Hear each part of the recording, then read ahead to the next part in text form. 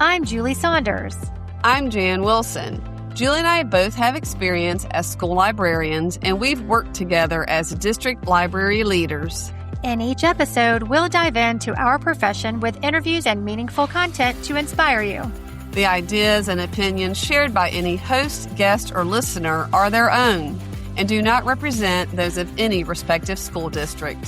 Welcome to Library Exchange. This episode is supported by our friends at Kids Discover.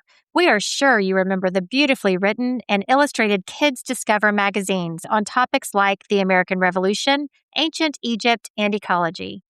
Now, their digital platform, Kids Discover Online, is fast becoming a favorite for K-8 students. It offers an entire library of science and social studies content with multiple reading levels and a suite of features, making it accessible for every learner. Ready to try it? Visit kidsdiscover.com/digital to get 60 days of trial access for your entire school. We're doing things a little differently this episode. We're starting out with our key points and then leading you into the interview. Yeah, we're pre-capping instead of recapping. And that's a word, Julie. Look it up. Okay, great. We're doing this for a couple of reasons. One, we want to emphasize some things for you to listen for. And two, our guest, Tiki Love, she's so darn humble that she kind of downplays the steps she took to build her leadership confidence, to step into that role and lead from the library. Jan and I have strong feelings about what it takes to become a leader in librarianship. A huge part of this is perception, how your role is viewed in your building. If you're not seen as a leader in your school currently, don't worry. It's never too late to turn that around. Right. And it can take time for that to happen, but you need to start turning around this year. Okay, so I'm just going to be direct, Julie, because here's the bottom line. If you're not seen as a leader, then collaborations won't happen. And if the teaching staff isn't partnering with you and never sees you in action, then they won't see you as a resource for enriching what they're teaching. So how do we start leadership locally? One place is with the local school library media committee. You're already leading it, but are you sharing your professional goals and program vision with the committee? This is a great leadership opportunity to show how your library supports school improvement goals. Right. And communicating that shared vision for student success is everything. Julie, this is also another reason to make sure you have diverse perspectives on your media committee. So I think you should say more about that. Okay. Well, you want a variety of teaching experiences, grade levels, content areas, and backgrounds on your committee. When you bring those people together, one, you get a blend of perspectives that helps the library serve everyone better. And two, those committee members become your library advocates. Mm-hmm. Can I say one more thing about this committee before we move on? Did you say yes? Yeah. Okay. I hear librarians say that their school library committee only meets virtually and all communication is virtual. They never meet in person. I think those librarians are missing a big leadership opportunity because in-person meetings will allow librarians to be in front of teachers, parents, and at least one school leader who serves on the committee, and they've passed on this. That's just how I feel. Good point. Yeah. Another way to get started locally is to meet each year with new staff to introduce yourself as an instructional partner. Take this opportunity to share a few successful collaborations. Librarians need to consistently highlight their instructional role. Show your expertise and leadership in teaching information and media literacy skills. This is something that librarians own as a focus area and can really shine as a valuable member of the instructional staff. As you'll hear Tiki say in the episode, she says, we're doing the work as librarians, but how can we make sure people see the work? Yeah, you've said this many times before, Julie, but to make sure people see that work, we need to reflect on our individual schools because every school is unique, as you know, full of different personalities. So take a few minutes to think about the teachers in your building who are leaders. What makes them stand out?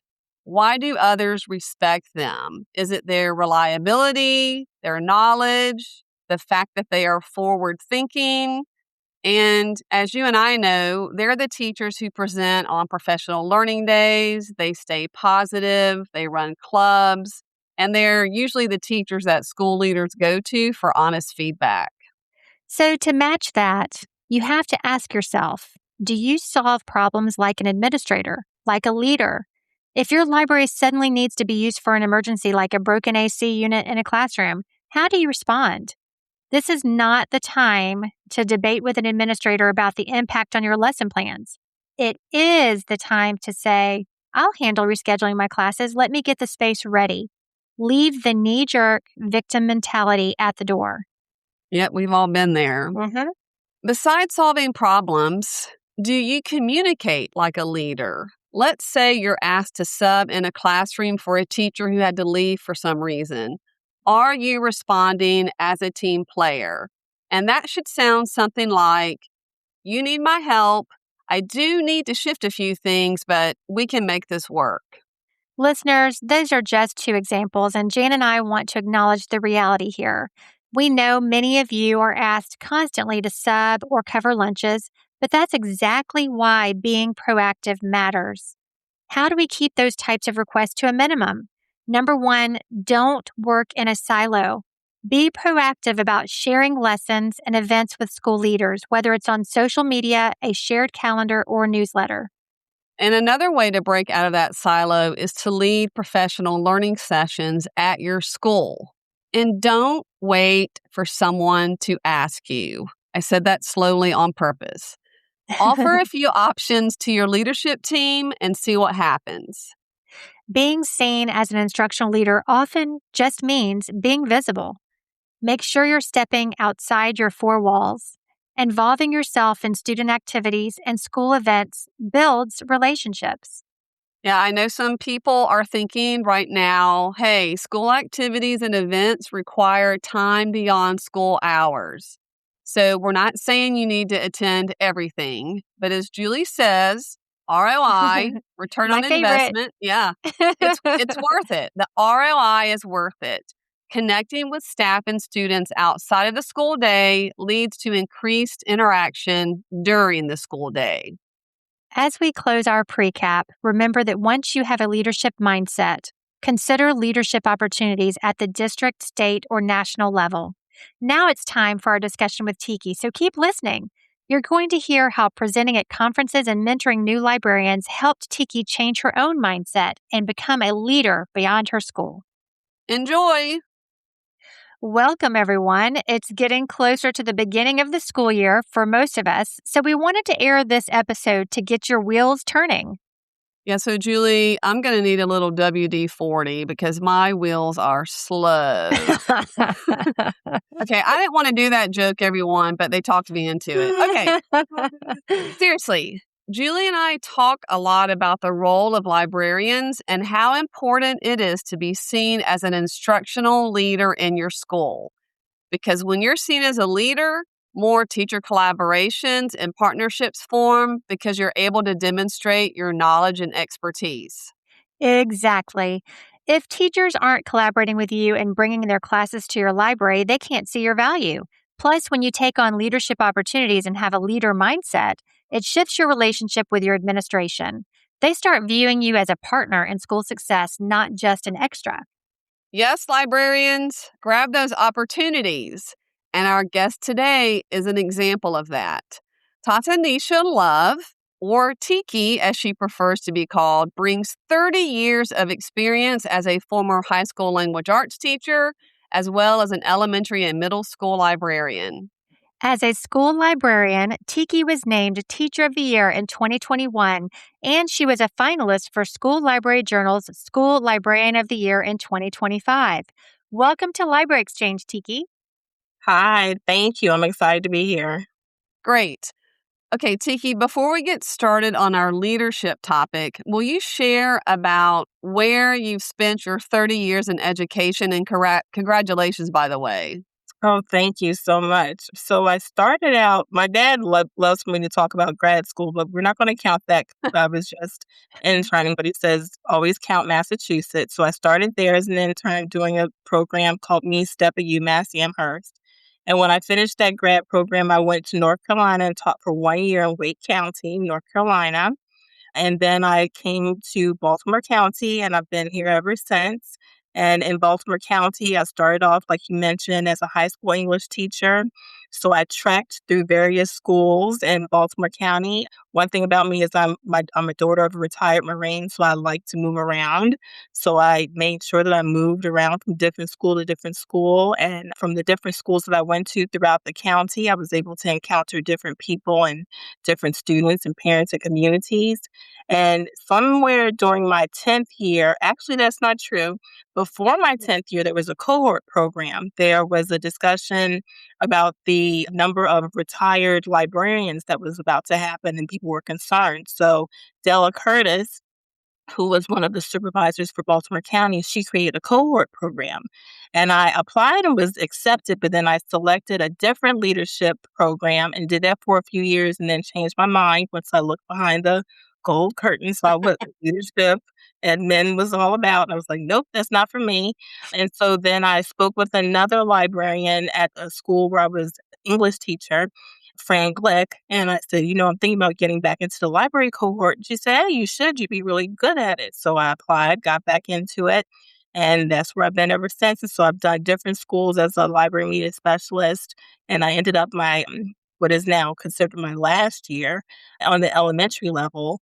And there we go. I think that's about 30 years in 3 minutes. Wow. That's a fulfilling Yeah. career. Amazing. Well, Julie, you remember what I call that when people work at all three levels? The trifecta. The trifecta. I like that. Yeah, there Okay. you go. And now a word from our sponsors.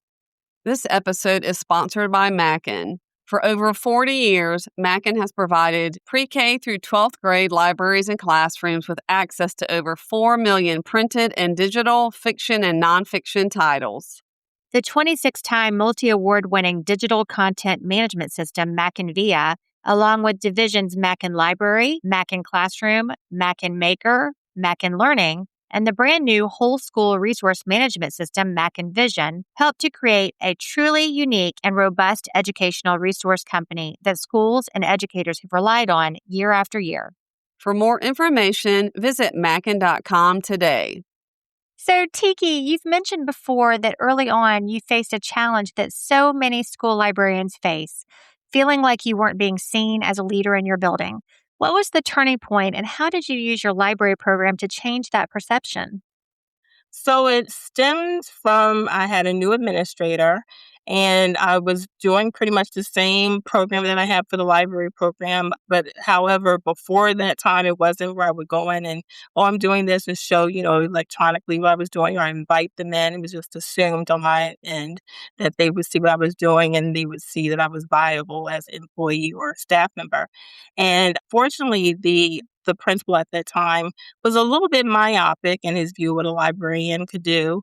And then also there were a few other things. I was also part of the faculty council. So then there was discussion, and the faculty council real quick is like our union representatives in our school building. So then there was discussion about changing my schedule because it's flexible scheduling on the middle school level. And there was a discussion to revamp it to where it was more like an elementary fixed type of schedule where I would be having classes throughout the day instead of being able to go into the classrooms and working with the community, etc. So I spoke with my supervisor, who I mentioned earlier, Della Curtis, and she was like, Tiki, part of that's because you're not advocating for yourself. You're not showing what you're doing, and you have to really speak up for yourself and make sure people see what you're doing in the library and take it outside. So that stuck with me. And from that point on, I was really focused on not just making sure that I was doing work, because I was always doing the work, but making sure that people saw the work that I was doing. So then I started doing different programs outside the library, bringing more resources in, highlighting those, whether it was at that point, Twitter was a big thing for me. So I was using Twitter and then Facebook and some other social media, and then just making sure people could see the different things that were going on in the library, and also making sure that the parents and the other staff members talking about the different things that the library program was doing for them as well as the students.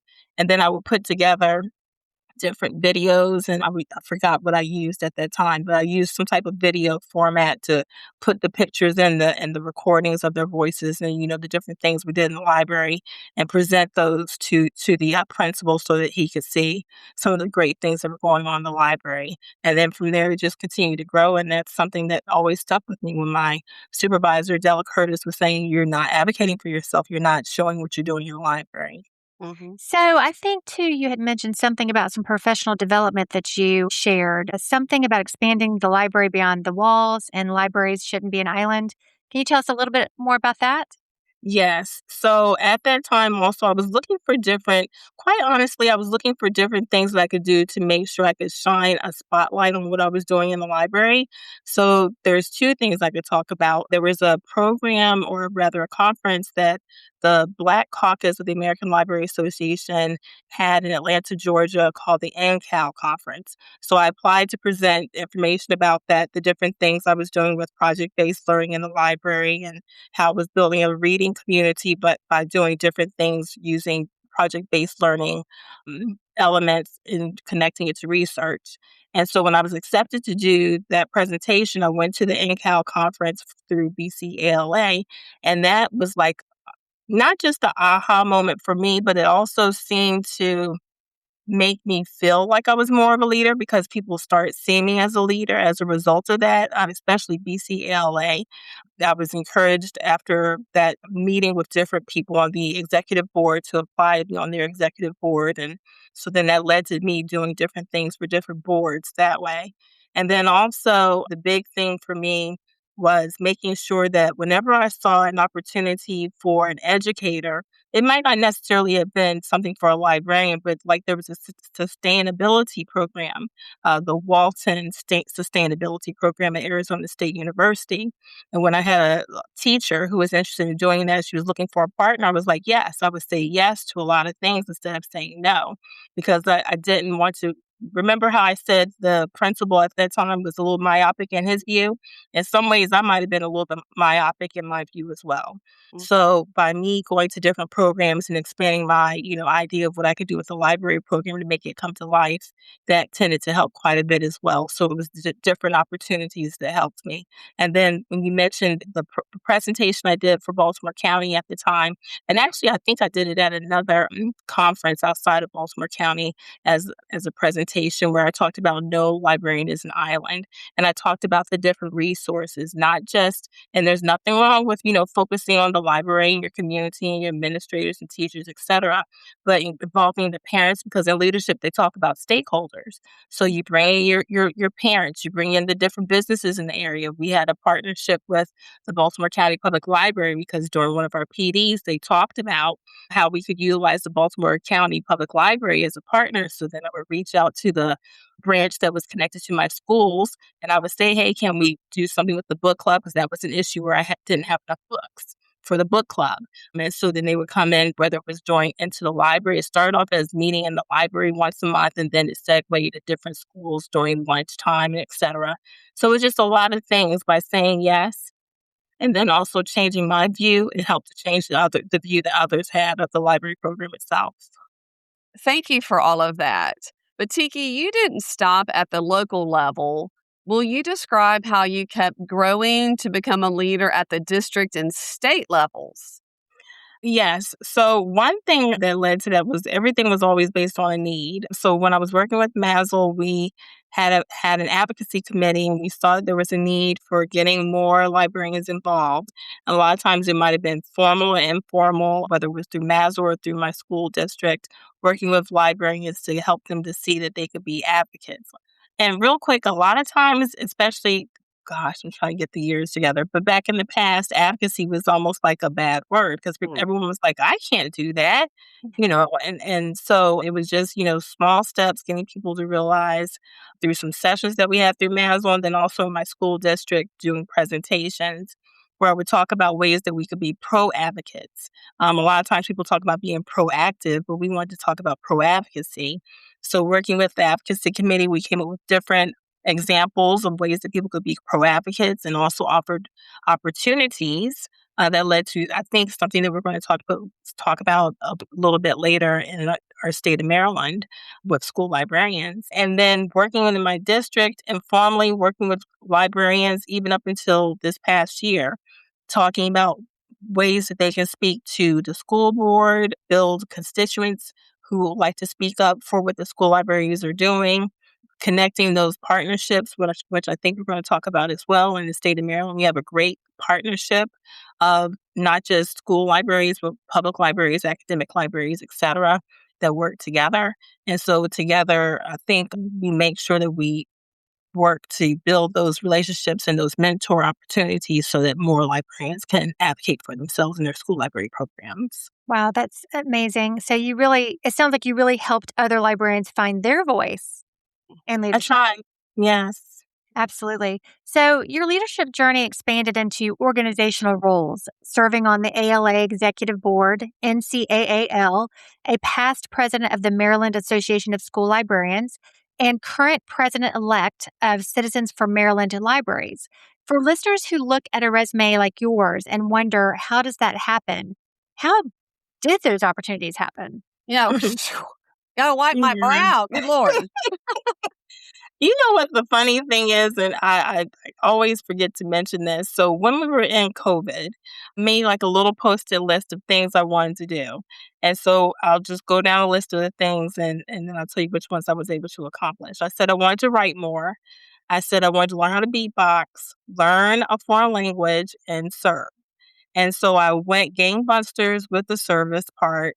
The writing part, because I meant to say like for fun or, write a story or poetry, it became more of writing about advocacy and letters and requesting this, which was fine, but I was doing a lot of writing, newsletters, etc.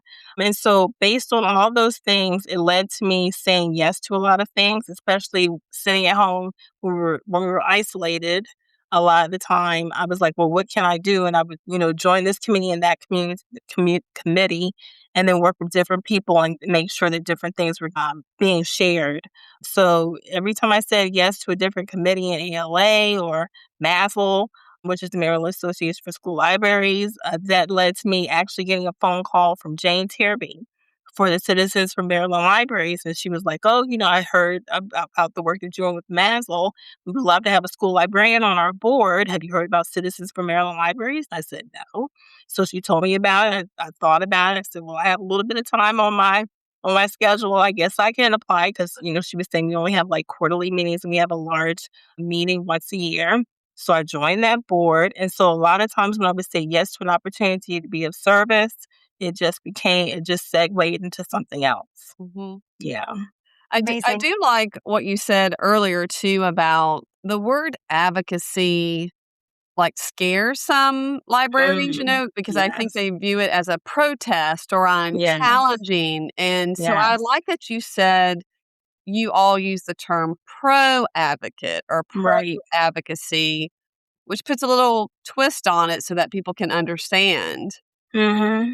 Being proactive and not reactive to the situation, getting ahead of some of those incorrect talking points that are out there about what we do.